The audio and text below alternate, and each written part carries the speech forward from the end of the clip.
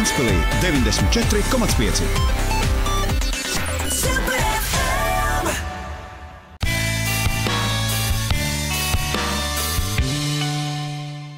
Jaunā un modernā kompleksa būvniecība nebūtu nav vienīgie soļi ceļā uz Ventspils tehnikuma attīstību. Kopš 2012. gada maija tiek īstenots arī Latvijas-Lietuvas pārrobežu sadarbības projekts, kas šovasar tiek noslēgts. Viena no pēdējām aktivitātēm bija Kauņas Tehniskās koledžas studentu vizīte. Tās laikā projekta partneri iepazinās ar paveikto Ventspilī, viesojās pie tehnikuma sadarbības partneriem mašīnbūves uzņēmumā Bucher Schörling, Ventspils augstskolā un Ventspils augsto tehnoloģiju parkā.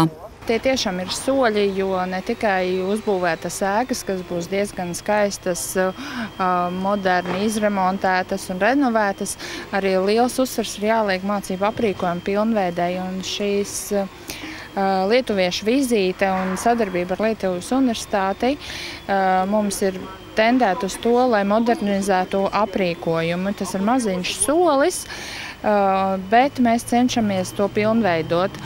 Taču Latvijas-Lietuvas sadarbības projekta ar nosaukumu Profesionālās izglītības pilnveidošana atbilstoši darba tirgus prasībām laikā iegādātas nevien iekārtas, bet veiktas arī praktiskās apmācības. Notikusi apaļā galda diskusijas kopā ar metāla apstrādes un enerģētikas nozares pārstāvjiem, īstenots dažādas radošās darbnīcas. Viena no būtiskākajām aktivitātēm – mācību programmu jeb moduļu izstrāde atbilstoši mūsdienu darba tirgus prasībām.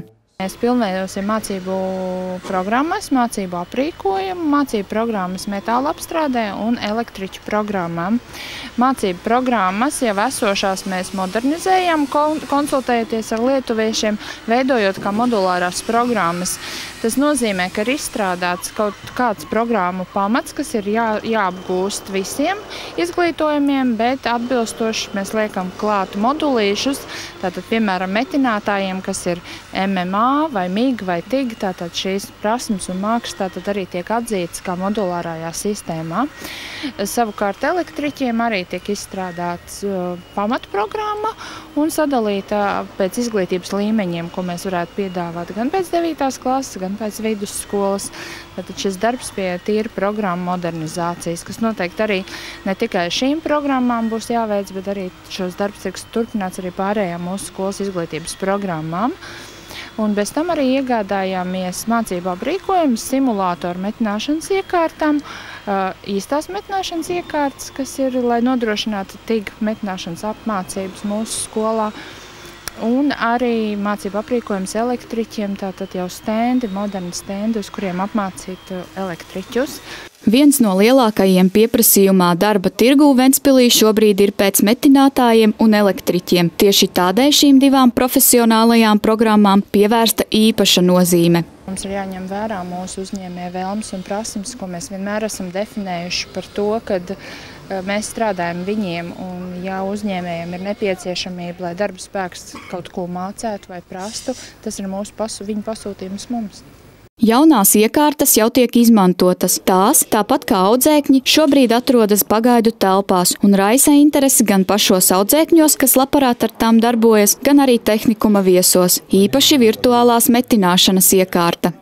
Strādā mūsu pasniedzēji, tas ir Ivars Siljāns metināšanas iekārtām un Jānis Luks, tas ir ar elektriķu aprīkojumu.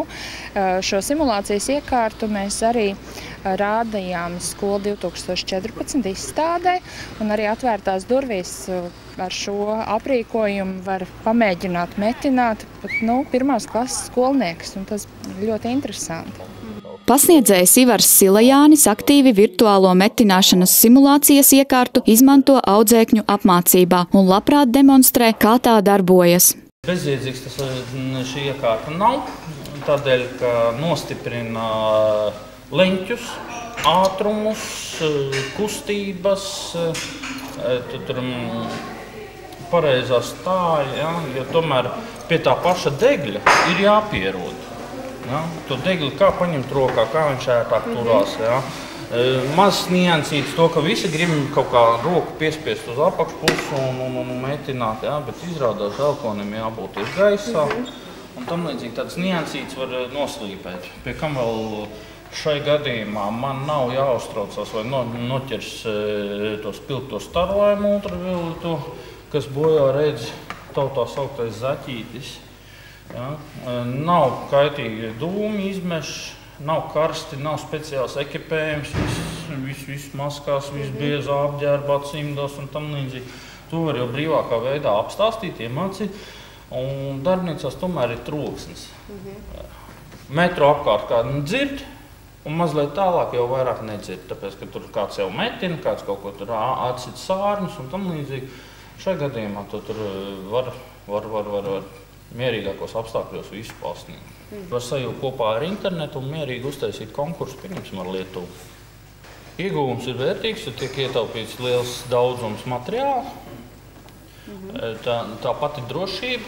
Cilvēks jau apmēram saprot, kam vajadzētu būt, cik ātri tam notikt.